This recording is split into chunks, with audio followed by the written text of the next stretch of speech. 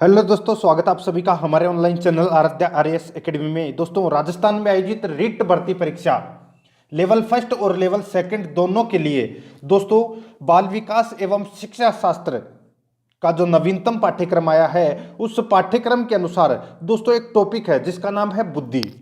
ठीक है। और आज मैं आपके लिए बुद्धि से संबंधित टॉप 100 प्रश्न लेकर आया हूं। ठीक है। बाल विकास तथा शिक्षा शास्त्र में यानी कि साइकोलॉजी के अंदर बुद्धि नामक जो टॉपिक है, उस टॉपिक से संबंधित टॉप 100 प्रश्न हैं।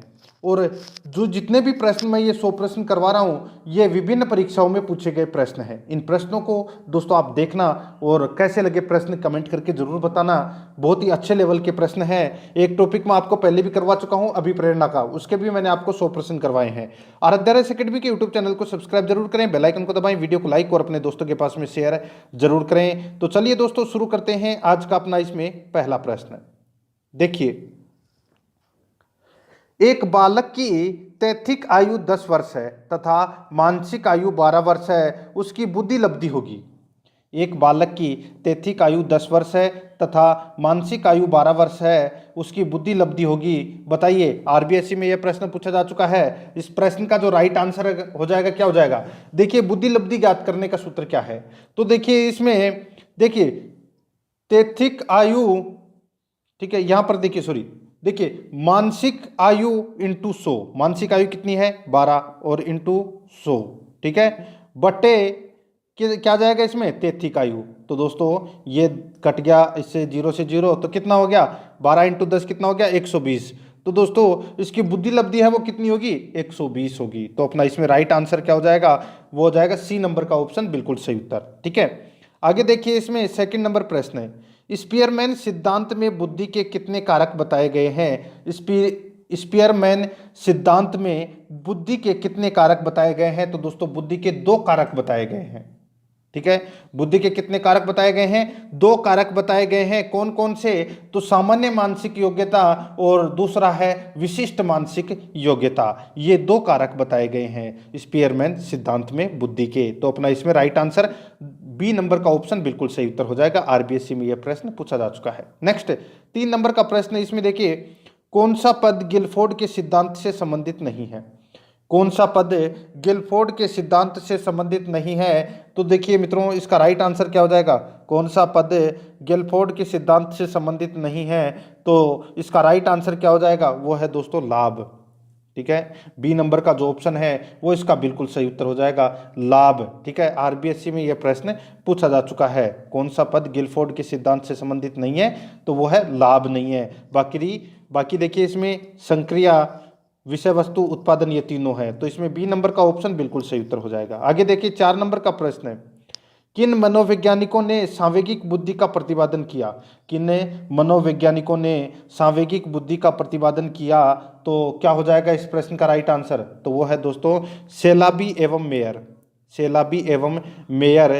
तो इसका राइट आंसर हो जाएगा ए नंबर ऑप्शन सही उत्तर। आरबीएससी में पूछा गया प्रश्न। नेक्स्ट आगे देखिए, 5 नंबर प्रश्न है, डीएटी में किसका मापन होता है? बताइए, डीएटी में किसका मापन होता है? तो ये होता है दोस्तों अभिक्षमता का। किसका होता है? अभिक्षमता का होता है।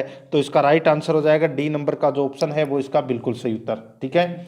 नेक्स्ट आगे देखिए, इसमें होवर्ड गार्डनर ने बहुबुद्धि सिद्धांत के अनुसार तार्किक गणितीय बुद्धि वाले एक व्यक्ति की क्या विशेषताएं हो सकती है?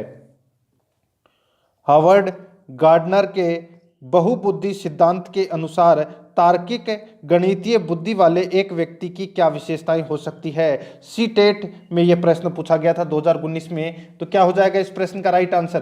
तो दोस्तों देखिए, इस प्रश्न का राइट आंसर मैं आपको डायरेक्ट बता रहा हूं। देखिए, इसमें इसका राइट आंसर हो जाएगा, वो है इसमें,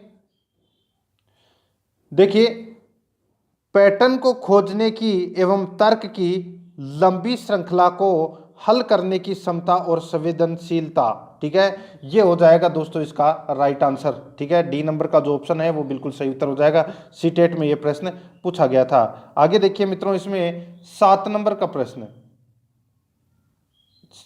देखिए इसमें यहां से प्रश्न शुरू है, ये यहां से प्रश्न है। ठीक है। ये 7 नंबर यहां से शुरू है, यहां से नहीं है। देखिए, एक बालक के बुद्धि में औसत उपलब्धि, अभिप्रेरणा में उच्च, सृजनात्मकता में निम्न, सामाजिक विकास में औसत है, यह उदाहरण है।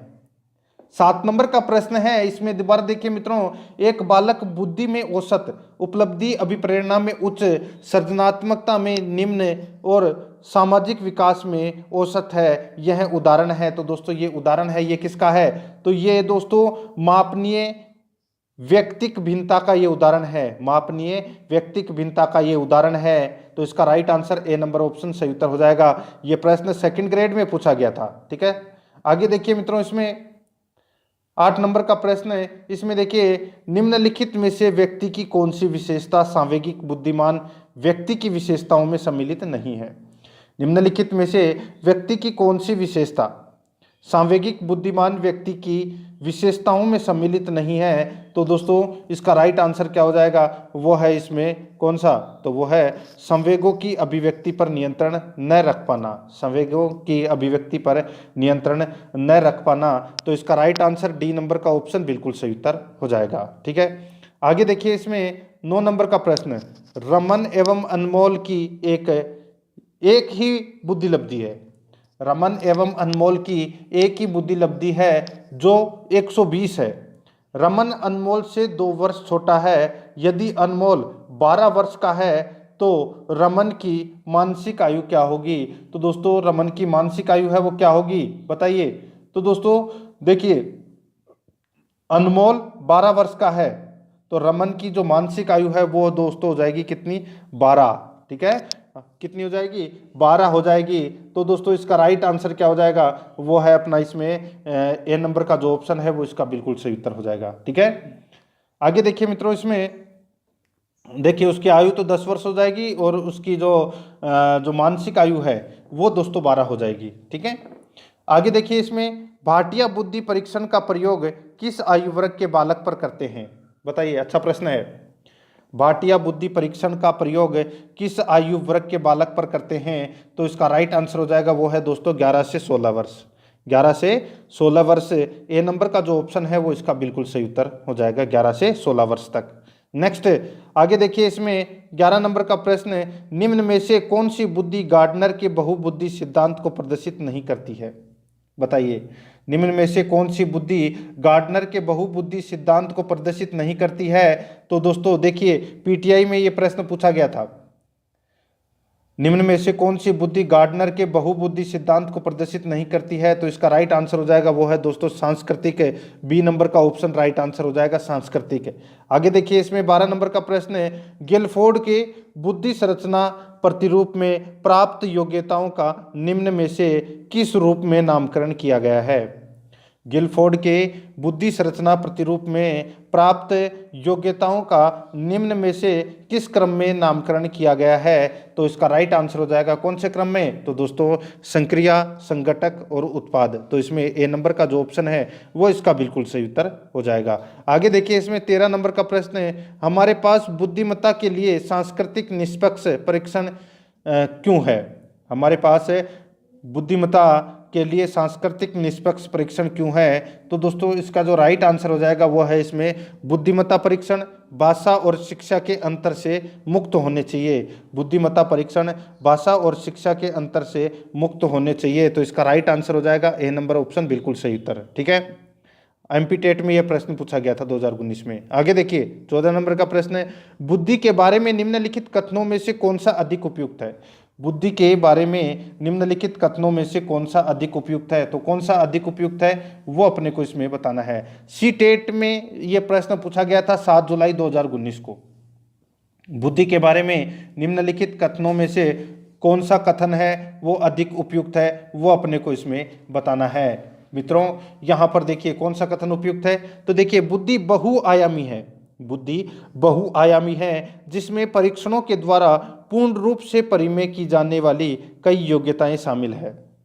तो इसका राइट आंसर हो जाएगा ए नंबर का जो ऑप्शन है वो इसका बिल्कुल सही उत्तर हो जाएगा। ठीक है, आगे देखिए इसमें 15 नंबर का प्रश्न है, देखिए इसमें निम्नलिखित में से बुद्धि की कौन सी श्रेणी हार्वर्ड गार्डनर द्वारा उनके बहुबुद्धि सिद्धांत में नहीं सुझाई गई है? निम्नलिखित में से बुद्धि की कौन सी श्रेणी हार्वर्ड गार्डनर द्वारा उसके बहुबुद्धि सिद्धांत में नहीं सुझाई गई है? बताइए। एच स्टेट में यह प्रश्न पूछा गया है 6 जनवरी 2019 को। तो इसका राइट आंसर क्या हो जाएगा बताइए? तो वो है दोस्तों व्यवहारिक कौशल। डी नंबर का जो ऑप्शन है वो इसका बिल्कुल सही उत्तर हो जाएगा, व्यवहारिक कौशल। आगे देखिए 16 नंबर का प्रश्न है। इसमें देखिए बहुबुद्धि मन के फ्रेम यानी कि ढांचे, ठीक है, यहाँ पे देखिए बहुबुद्धि मन के फ्रेम सिद्धांत के प्रवर्तक कौन थे? बताइए।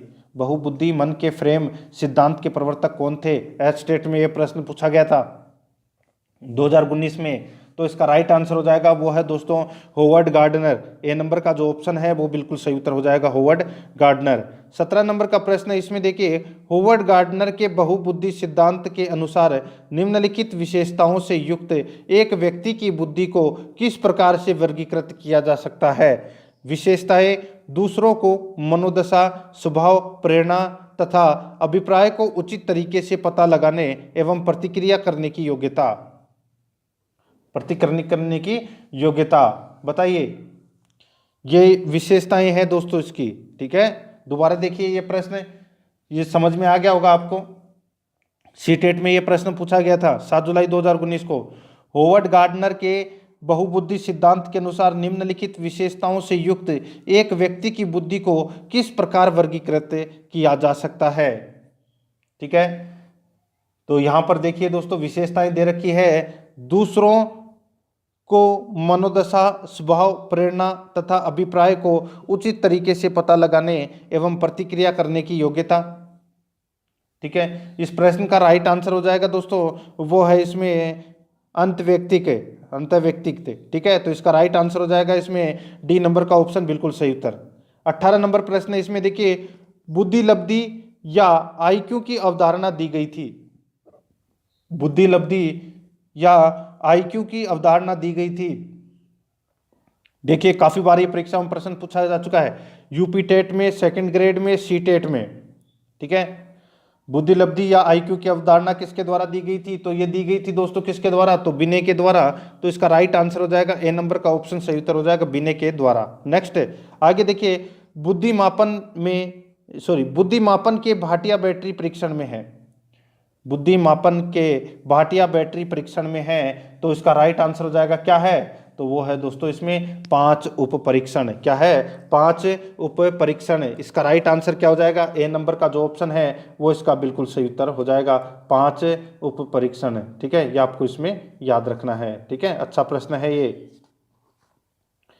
आगे देखिए मित्रों, इसमें देखिए 20 नंबर का प्रश्न है। एकाधिक बुद्धिमानी का सिद्धांत कहता है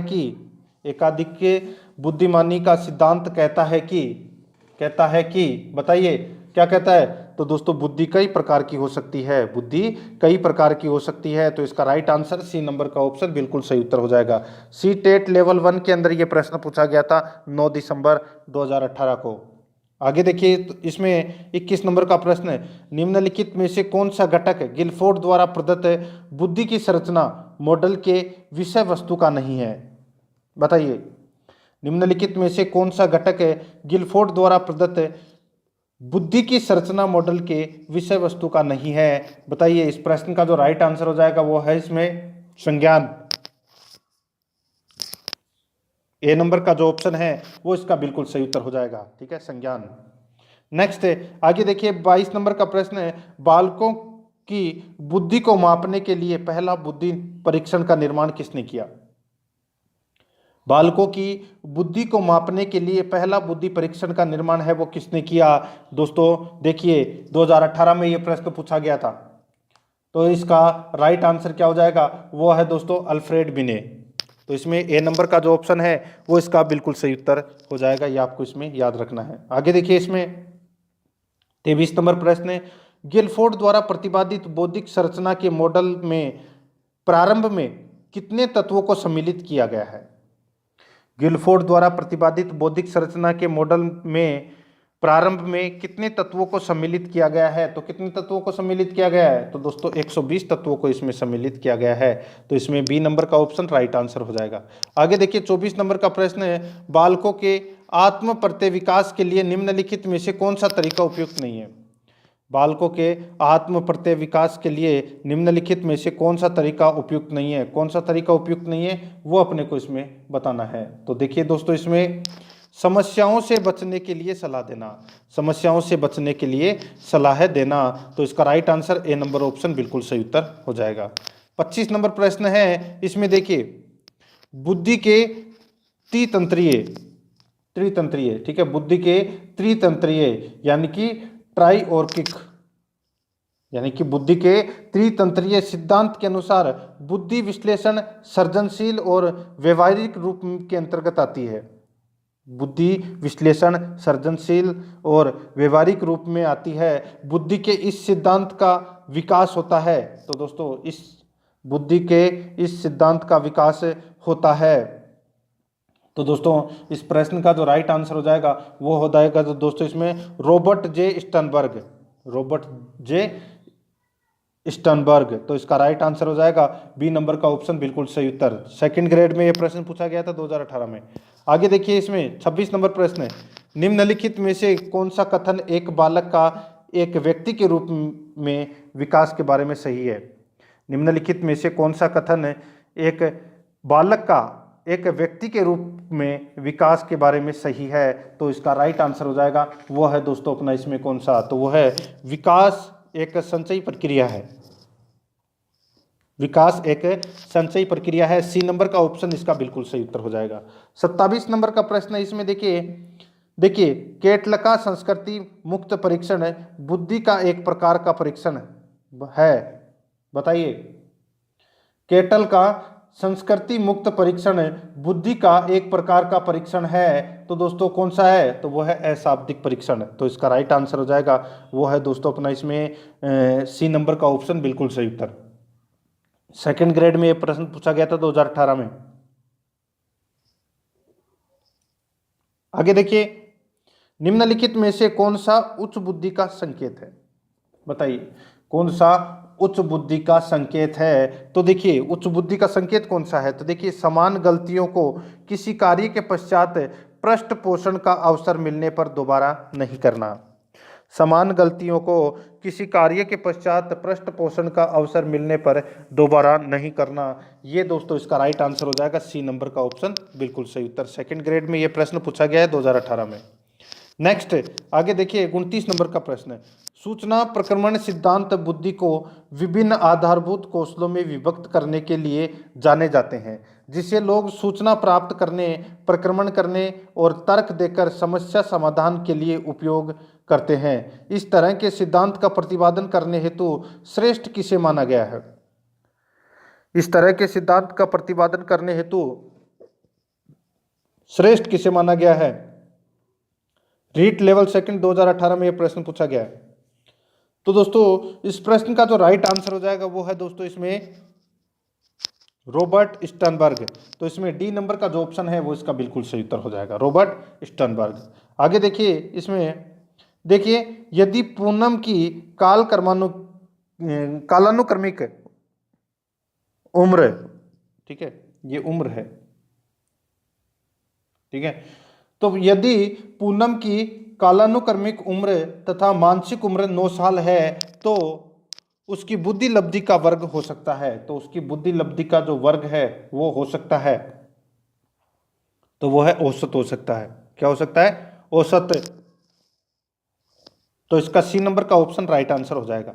31 नंबर का प्रश्न है, इसमें देखिए हार्वर्ड गार्डनर का कहना है कि कई प्रकार की बुद्धि या दिमाग के फ्रेम होते हैं। हार्वर्ड गार्डनर का कहना है कि कई प्रकार की बुद्धि या दिमाग के फ्रेम होते हैं, उसके द्वारा सुझाई गई बुद्धि की श्रेणी कौन सी है? उसके द्वारा सुझाई गई बुद्धि की श्रेणी कौन सी है? रीट लेवल फर्स्ट 2018 के अंदर ये प्रश्न पूछा गया है। तो मित्रों इस प्रश्न का जो राइट आंसर हो जाएगा वो है प्रकृतिवादी कौशल। प्रकृतिवादी कौशल सी नंबर का जो ऑप्शन है वो इसका बिल्कुल सही उत्तर हो जाएगा। आगे देखिए 32 नंबर प्रश्न है, बुद्धि परीक्षणों का उपयोग किया जाता है। बुद्धि परीक्षणों का उपयोग किया जाता है? तो ये किया जाता है दोस्तों सामान्य अधिगम तत्परता मापन के लिए, मानसिक स्वास्थ्य पहचानने के लिए, शैक्षिक और व्यावसायिक निर्देशन के लिए। तो इसका राइट आंसर हो जाएगा उपरोक्त सभी। डी नंबर का जो ऑप्शन है वो इसका बिल्कुल सही उत्तर हो जाएगा। आगे देखिए, इसमें 33 नंबर प्रश्न है, बुद्धि के तरल क्रिस्टलीय प्रतिमान के प्रतिपादक कौन थे? बताइए, बुद्धि के तरल क्रिस्टलीय प्रतिमान के प्रतिपादक कौन थे? तो दोस्तों इसका राइट आंसर हो जाएगा वो है, कौन थे? Kettle. Right answer A number का ऑप्शन सही उत्तर हो जाएगा, केटेल। ठीक है, आगे देखिए, इसमें 34 नंबर का प्रश्न है, गोल्डमैन निम्न में से किससे संबंधित है? गोल्डमैन निम्न में से किससे संबंधित है? यूपी टेट में यह प्रश्न पूछा गया है, गोल्डमैन निम्न में से किससे संबंधित है? तो किससे संबंधित है? तो ये संबंधित है दोस्तों संवेगात्मक बुद्धि से। तो इसमें बी नंबर का जो ऑप्शन है वो इसका राइट आंसर हो जाएगा, संवेगात्मक बुद्धि से। आगे देखिए, 35 नंबर का प्रश्न है, स्टैनफोर्ड बिने परीक्षण मापन करता है? स्टैनफोर्ड बिने परीक्षण मापन करता है। तो दोस्तों इसका जो राइट आंसर हो जाएगा वो है अपना इसमें बुद्धि का। सी नंबर का जो ऑप्शन है वो इसका बिल्कुल सही उत्तर हो जाएगा, बुद्धि का। यूपी टेट में ये प्रश्न पूछा गया है, बुद्धि का। सी नंबर ऑप्शन बिल्कुल सही उत्तर। 36 नंबर का प्रश्न है, इसमें देखिए, 12 वर्ष से 16 वर्ष के बच्चों के लिए हिंदी में डॉक्टर एस जलोटा ने कौन सा परीक्षण प्रतिपादित किया है? 12 वर्ष से 16 वर्ष के बच्चों के लिए हिंदी में डॉक्टर एस जलोटा ने कौन सा परीक्षण प्रतिपादित किया है? यूपी टेट में यह प्रश्न पूछा गया है। तो इसका राइट आंसर हो जाएगा वो है दोस्तों साधारण मानसिक योग्यता परीक्षण। साधारण मानसिक योग्यता परीक्षण, बी नंबर का जो ऑप्शन है वो इसका बिल्कुल सही उत्तर हो जाएगा। 37 नंबर का प्रश्न है, इसमें देखिए, बुद्धि के द्विकारक सिद्धांत का प्रतिपादन किसने किया? बुद्धि के द्विकारक सिद्धांत का प्रतिपादक है वो किसने किया? बताइए। तो मित्रों इस प्रश्न का जो राइट आंसर हो जाएगा वो किया था दोस्तों किसने? स्पीयरमैन ने। किसने किया था? स्पीयरमैन ने। ये आपको इसमें याद रखना है दोस्तों। ये जो प्रश्न है ये देखिए काफी बार परीक्षाओं में पूछा जा चुका है, और ये स्पीयरमैन का सिद्धांत के बारे में मैंने आपको थोड़ी देर पहले ही बताया था। एक आरबीएससी में भी पूछा गया था कि स्पीयरमैन सिद्धांत में बुद्धि के कितने कारक बताए गए हैं।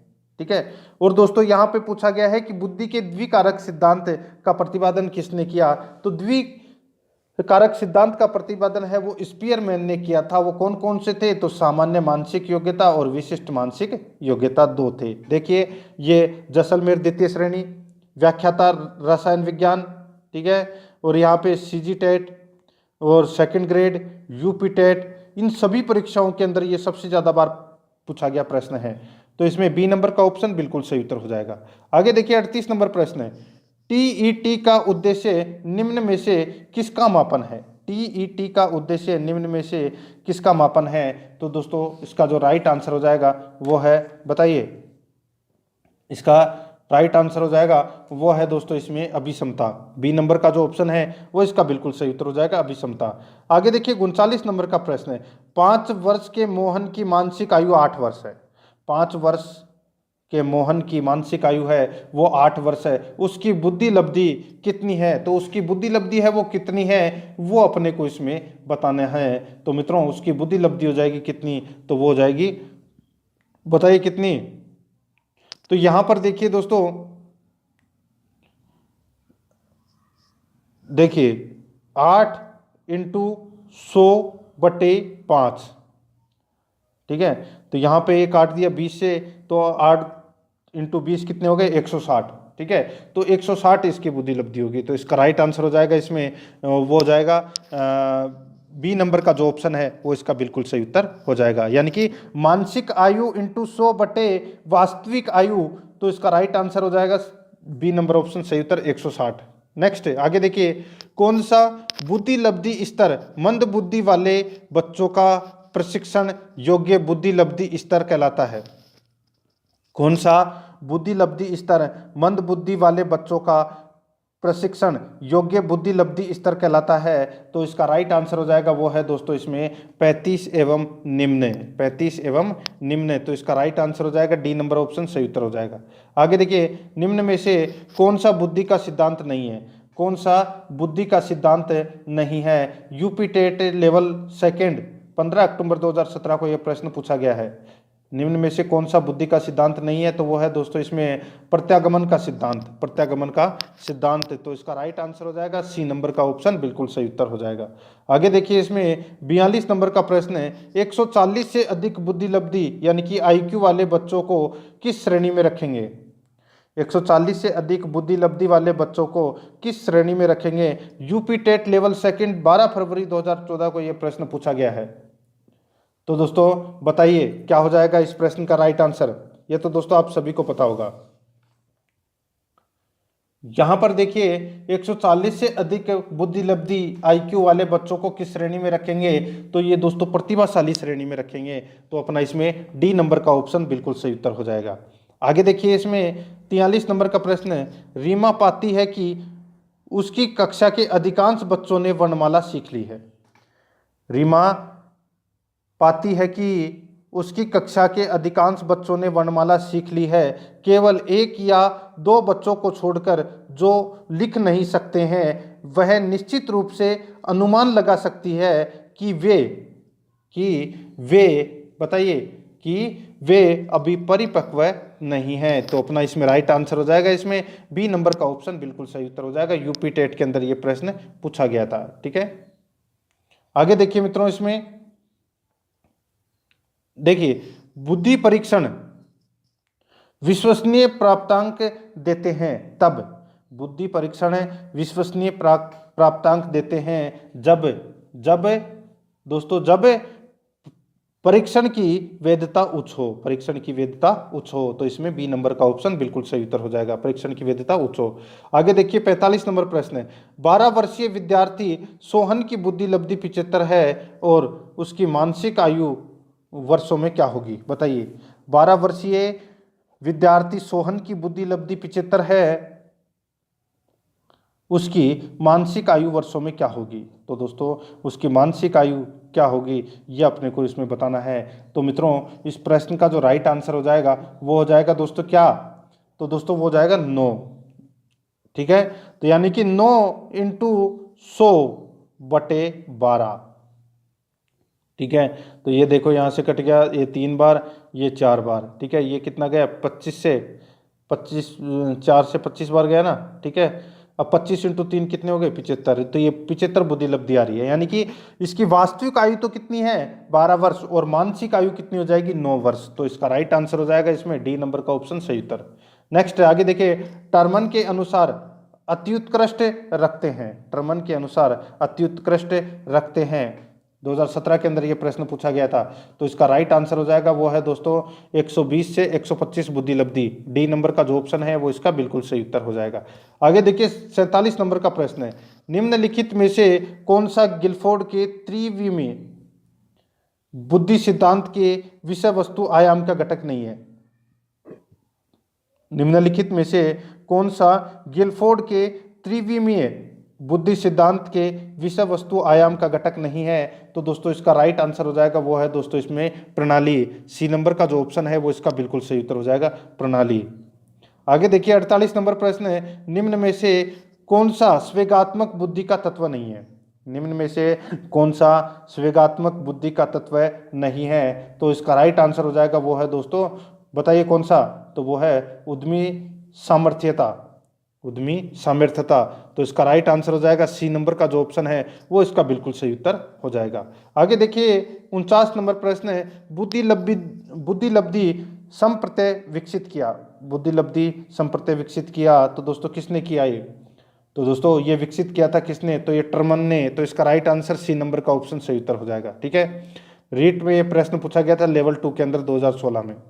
आगे देखिए सामान्य तथा विशिष्ट कारक सिद्धांत का प्रतिपादन किया था, मैंने अभी बताया था आपको दोस्तों, ये स्पीयरमैन ने किया था ये 2 कारक। ठीक है, तो इसका राइट आंसर हो जाएगा इसमें बी नंबर का ऑप्शन बिल्कुल सही उत्तर।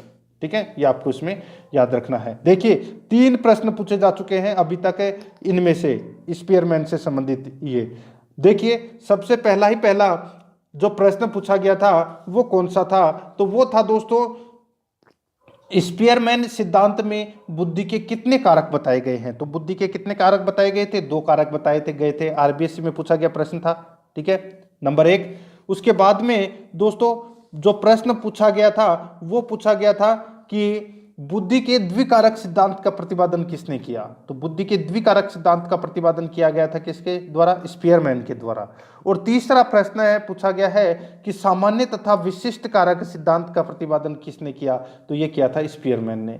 तो इसमें बी नंबर का जो ऑप्शन है वो इसका बिल्कुल सही उत्तर हो जाएगा। बहुत ही अच्छा प्रश्न है, इंपॉर्टेंट है, 3 बार पूछा लेकिन तीनों बार घुमा के पूछा है।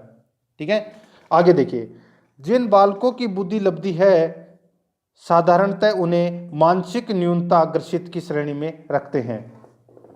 बताइए, यहाँ पे देखिए, जिन बालकों की बुद्धि लब्धि है साधारणतः उन्हें मानसिक न्यूनता ग्रसित की श्रेणी में रखते हैं। तो इसका राइट आंसर हो जाएगा वो है दोस्तों 70 से कम।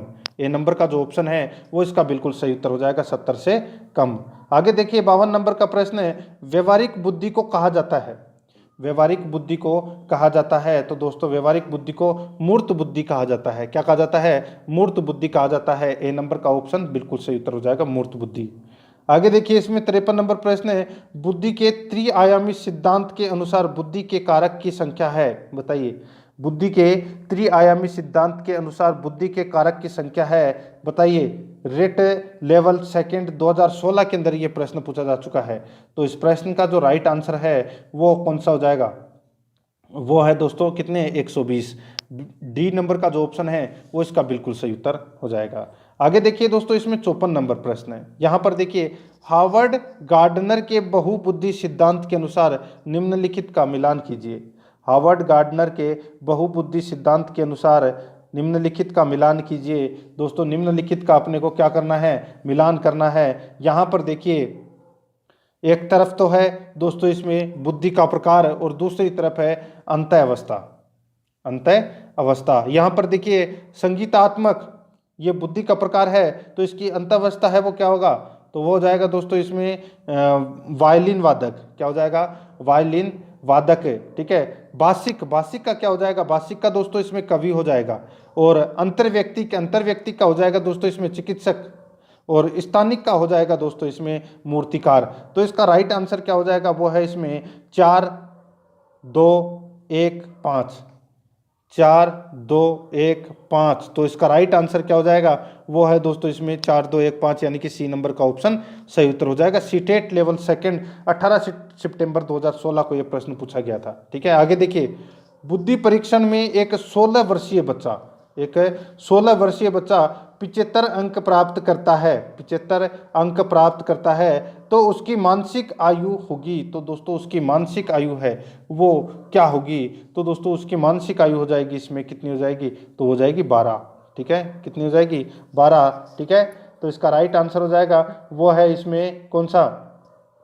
तो दोस्तों ए नंबर का जो ऑप्शन है वो इसका बिल्कुल सही उत्तर हो जाएगा। ये आपको इसमें याद रखना है। ठीक है, आगे देखिए मित्रों, इसमें मैंने सूत्र तो बता ही दिया था आपको, मानसिक आयु इंटू 100 बटे वास्तविक आयु। आगे देखिए, औसत बुद्धि वाले बालकों की बुद्धि लब्धि के बीच होगी। औसत बुद्धि वाले बालकों की बुद्धि लब्धि के बीच होगी। तो के बीच किसके बीच होगी? बताइए। तो इसका जो राइट आंसर हो जाएगा वो है दोस्तों अपना इसमें 90 से 109। 90 से 109। तो इसमें सी नंबर का जो ऑप्शन है वो इसका राइट आंसर हो जाएगा 90 से 109। 57 नंबर प्रश्न है, इसमें देखिए, स्पीयरमैन 1904 के अनुसार तर्क करने की क्षमता और समस्या समाधान करने की क्षमता कहलाती है।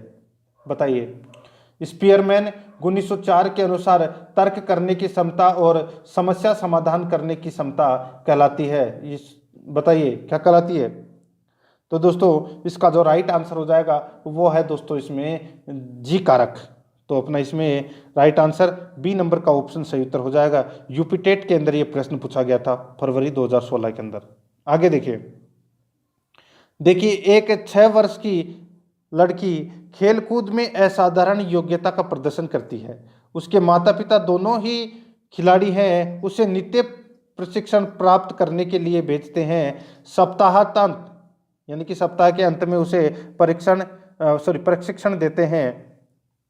बहुत संभव है कि उसकी क्षमताएं निम्नलिखित दोनों के बीच परस्पर प्रतिक्रिया का परिणाम होगी। देखिए, बताइए, बहुत ही अच्छा प्रश्न है। सीटेट में ये प्रश्न पूछा गया था। तो इस प्रश्न का जो राइट आंसर है वो क्या हो जाएगा? वो हो जाएगा दोस्तों इसमें आनुवंशिकता और पर्यावरण। तो इसका राइट आंसर हो जाएगा डी नंबर का ऑप्शन बिल्कुल सही उत्तर। आगे देखिए, होवर्ड गार्डनर का बहुबुद्धि सिद्धांत सुझाता है कि, होवर्ड गार्डनर का बहुबुद्धि सिद्धांत सुझाता है कि शिक्षक को चाहिए कि विषय वस्तु को वैकल्पिक विधियों से पढ़ाने के लिए बहुबुद्धियों को एक रूपरेखा की तरह ग्रहण करे।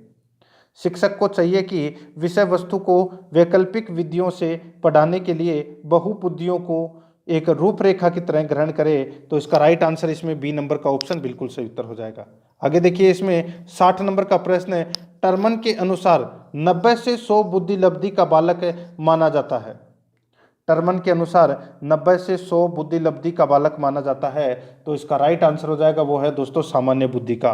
तो इसका राइट आंसर हो जाएगा इसमें बी नंबर का जो ऑप्शन है वो इसका बिल्कुल सही उत्तर हो जाएगा। ठीक है, सामान्य बुद्धि का। आगे देखिए 61 नंबर प्रश्न है, इसमें देखिए, भाटिया बैटरी का प्रयोग निम्न में से किसके मापन हेतु किया जाता है? बताइए, भाटिया बैटरी का प्रयोग निम्न में से किसके मापन हेतु किया जाता है? तो दोस्तों इसका जो राइट आंसर हो जाएगा वो है दोस्तों इसमें कौन सा? तो वो है बुद्धि। सी नंबर का जो ऑप्शन है वो इसका बिल्कुल सही उत्तर हो जाएगा बुद्धि। आगे देखिए 62 नंबर का प्रश्न है, संज्ञान किस बुद्धि के सिद्धांत का हिस्सा है? संज्ञान किस बुद्धि के सिद्धांत का हिस्सा है? तो इसका राइट आंसर हो जाएगा वो है दोस्तों इसमें, बताइए। तो देखिए, फ्लूइड तथा क्रिस्टलाइज सिद्धांत, फ्लूइड तथा क्रिस्टलाइज सिद्धांत। तो इसमें डी नंबर का जो ऑप्शन है वो इसका बिल्कुल सही उत्तर हो जाएगा। आगे देखिए 63 नंबर प्रश्न है, 8 वर्ष के सुधीर की मानसिक आयु 10 वर्ष है। 8 वर्ष के सुधीर की मानसिक आयु 10 वर्ष है, उसकी बुद्धि लब्धि कितनी है? तो दोस्तों उसकी बुद्धि लब्धि है वो कितनी है? तो दोस्तों उसकी बुद्धि लब्धि हो जाएगी कितनी? तो वो है 125 उसकी बुद्धि लब्धि है। ठीक है, यानी कि दोस्तों मानसिक आयु कितनी हो जाएगी इसमें? तो इसमें 10 इंटू 100 बटे यहाँ पे उसकी वास्तविक आयु कितनी है? तो वो 8 है। ठीक है, तो दोस्तों ये कितने हो गए? 1000। ठीक है, और 1000 में यानी कि 1000 के अंदर 8 का भाग दिया तो कितना आ जाएगा? 125। तो अपना इसमें डी नंबर ऑप्शन सही उत्तर हो जाएगा। 64 नंबर का प्रश्न है, इसमें देखिए बुद्धि है, सीटेट में ये प्रश्न पूछा गया था। बताइए, बुद्धि है। तो दोस्तों देखिए, ये लेवल 1 के अंदर पूछा गया प्रश्न है और दोस्तों 19 दिसंबर को पूछा गया है ये। ठीक है, 19 दिसंबर 2016 को, 21 फरवरी। ठीक है, लेवल 1 और 21 फरवरी 2016 को ये पूछा गया है। ठीक है, तो इस प्रश्न का राइट आंसर हो जाएगा बुद्धि है। इसका बिल्कुल सही उत्तर हो जाएगा वो है दोस्तों, देखिए क्या हो जाएगा? देखिए, सामर्थ्यों का एक समुच्चय, सामर्थ्यों का एक समुच्चय। तो इसका राइट आंसर हो जाएगा इसमें ए नंबर का ऑप्शन बिल्कुल सही उत्तर हो जाएगा। आगे देखिए 65 नंबर का प्रश्न है, जिस बालकों की बुद्धि लब्धि है साधारणतः उन्हें मानसिक न्यूनता ग्रसित की श्रेणी में रखा जाता है। बताइए, अच्छा प्रश्न है ये भी। जिस बालकों की बुद्धि लब्धि है साधारणतः उन्हें मानसिक न्यूनता ग्रसित की श्रेणी में रखा जाता है। तो इसका राइट आंसर हो जाएगा वो है 70 से कम। ए नंबर का जो ऑप्शन है वो इसका बिल्कुल सही उत्तर हो जाएगा 70 से कम। आगे देखिए 66 नंबर प्रश्न है, सांख्यिकी में वह रेखा चित्र जिसमें आवर्तियों को स्तंभों द्वारा प्रदर्शित किया जाता है कहलाता है। सांख्यिकी में वह रेखा चित्र जिसमें आवर्तियों को स्तंभों द्वारा प्रदर्शित किया जाता है कहलाता है। तो दोस्तों वो क्या कहलाता है? तो वो कहलाता है दोस्तों स्तंभाकृति। तो इसका राइट आंसर हो जाएगा ए नंबर का ऑप्शन सही उत्तर हो जाएगा स्तंभाकृति। आगे देखिए 67 नंबर प्रश्न है, 25 वर्षीय लड़का जिसकी मानसिक आयु 16 वर्ष है का IQ है। बताइए, तो सीधा सा है, मानसिक आयु इंटू 100 बटे क्या हो जाएगा 25। तो 25 चौके 100, तो 16 इंटू 4 कितने होते हैं? 16 चौक 64। तो इस प्रश्न का राइट आंसर क्या हो जाएगा? ए नंबर का जो ऑप्शन है वो इसका बिल्कुल सही उत्तर हो जाएगा। ठीक है, आगे देखिए दोस्तों अपना इसमें 68 नंबर प्रश्न है, निम्नलिखित में से कौन सा स्वेगात्मक बुद्धि का तत्व नहीं है? निम्नलिखित में से कौन सा स्वेगात्मक बुद्धि का तत्व नहीं है? तो इसका राइट आंसर हो जाएगा वो है दोस्तों सजीवों में विभेदन करने की क्षमता रखना। सजीवों में विभेदन करने की क्षमता रखना, डी नंबर का ऑप्शन बिल्कुल सही उत्तर हो जाएगा। आगे देखिए, निम्नलिखित में से कौन सा स्वेगात्मक बुद्धि का आयाम नहीं है? निम्नलिखित में से कौन सा स्वेगात्मक बुद्धि का आयाम नहीं है? तो इसका राइट आंसर क्या हो जाएगा? वो है दोस्तों समस्या समाधान की जन्मजात क्षमता। समस्या समाधान की जन्मजात क्षमता, सी नंबर का जो ऑप्शन है वो इसका बिल्कुल सही उत्तर हो जाएगा। 70 नंबर प्रश्न है, इसमें देखिए स्वेगात्मक बुद्धि बुद्धिलब्धि से अधिक महत्वपूर्ण क्यों? पुस्तक के लेखक हैं। स्वेगात्मक बुद्धि बुद्धिलब्धि से अधिक महत्वपूर्ण क्यों? पुस्तक के लेखक हैं। तो दोस्तों इस पुस्तक के लेखक हैं वो कौन है? तो वो है दोस्तों डेनियल गोलमैन। Daniel Goleman. तो इसमें सी नंबर का जो ऑप्शन है वो इसका राइट आंसर हो जाएगा।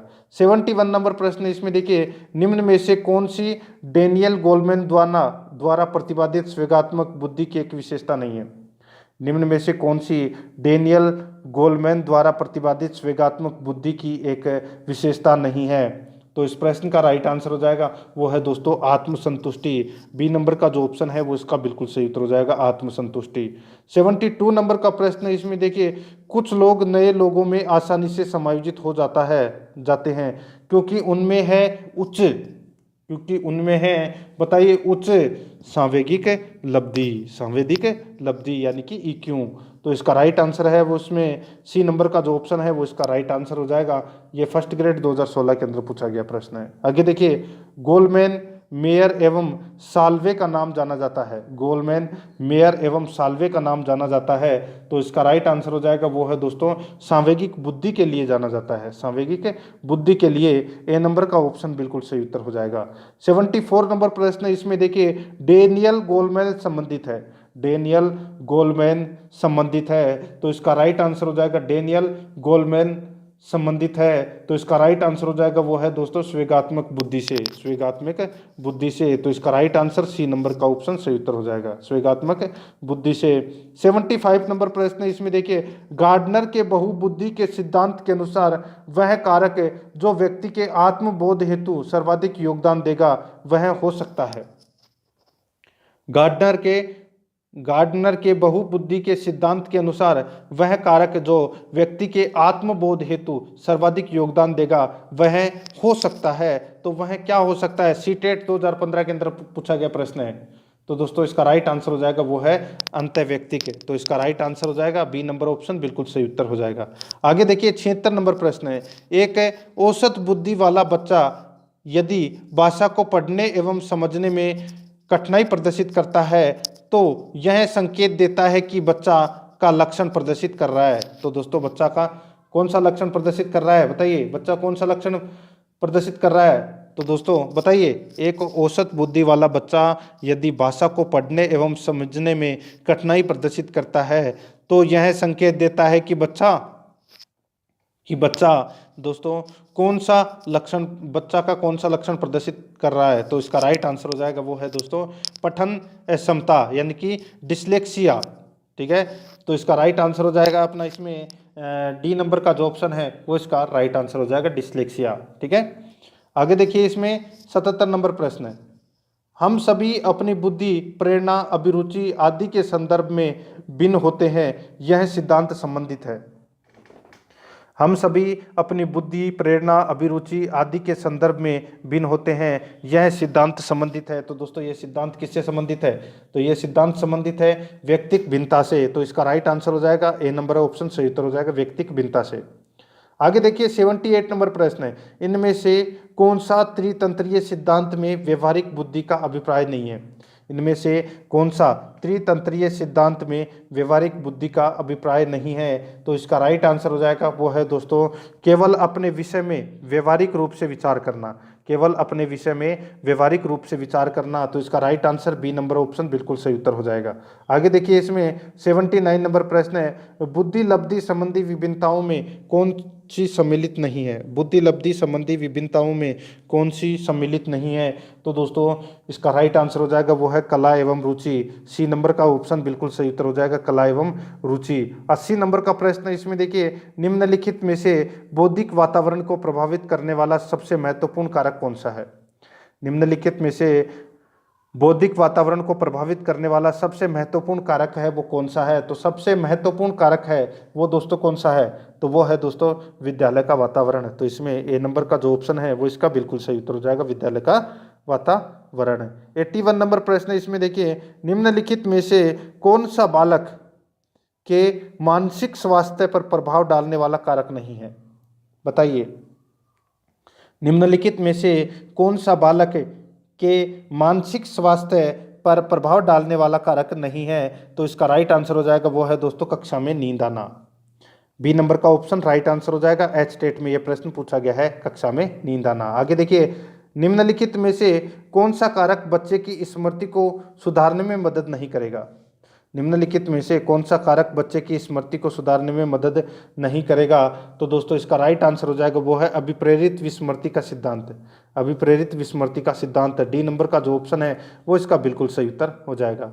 83 नंबर प्रश्न, इसमें देखिए, निम्नलिखित में से कौन सी मानसिक विकास से संबंधित विशेषता नहीं है? निम्नलिखित में से कौन सी मानसिक विकास से संबंधित विशेषता नहीं है? तो इसका राइट आंसर क्या हो जाएगा? वो है दोस्तों असहयोगात्मक अभिवृत्ति। असहयोगात्मक अभिवृत्ति, डी नंबर का जो ऑप्शन है वो इसका बिल्कुल सही उत्तर हो जाएगा। आगे देखिए, 84 नंबर प्रश्न है, बुद्धि के बारे में निम्नलिखित में से कौन सा कथन सर्वाधिक उपयुक्त है?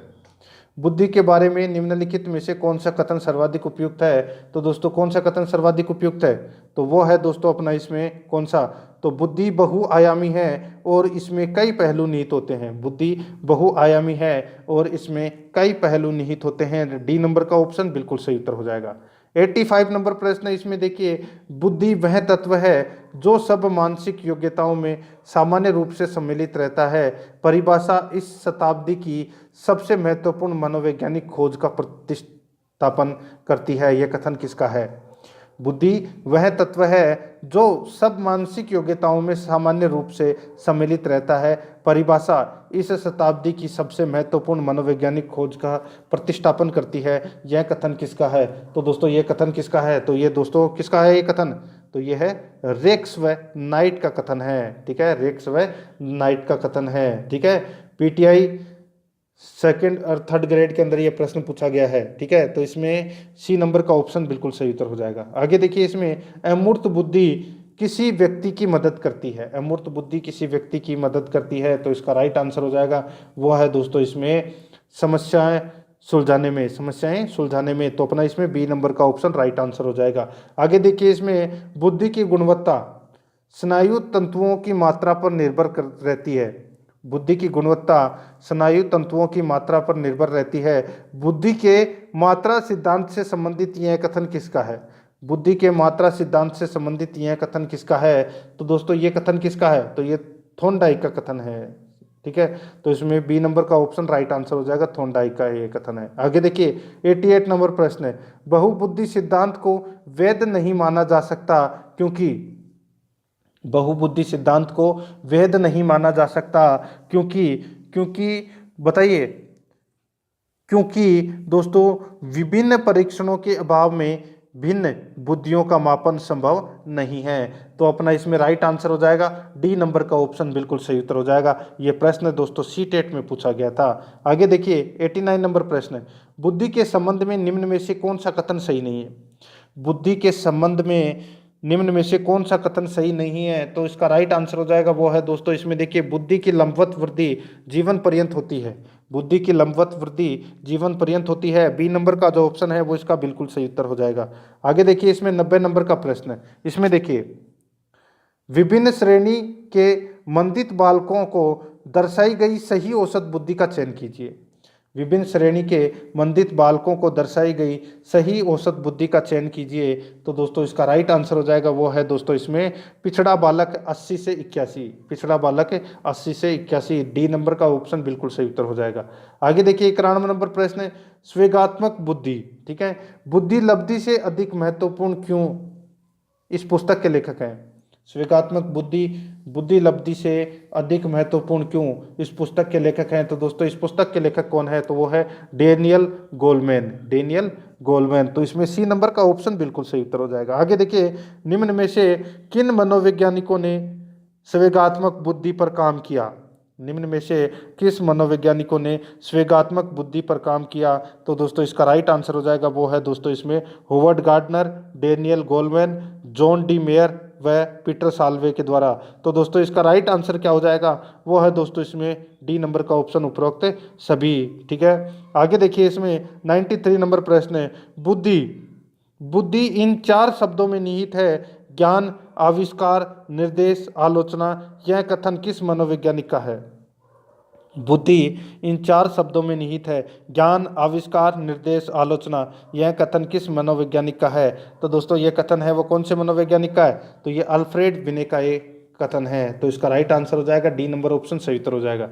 आगे देखिए इसमें स्वेगात्मक बुद्धि को लोकप्रिय बनाने का श्रेय किसको जाता है? स्वेगात्मक बुद्धि को लोकप्रिय बनाने का जो श्रेय है वो किसको जाता है? तो यह जाता है दोस्तों डेनियल गोलमैन को। तो इसमें ए नंबर ऑप्शन सही उत्तर हो जाएगा, डेनियल गोलमैन को। 95 नंबर प्रश्न है, इसमें देखिए किसी समुदाय में आसानी से संबंध बनाने व समायोजित होने की क्षमता कहलाती है।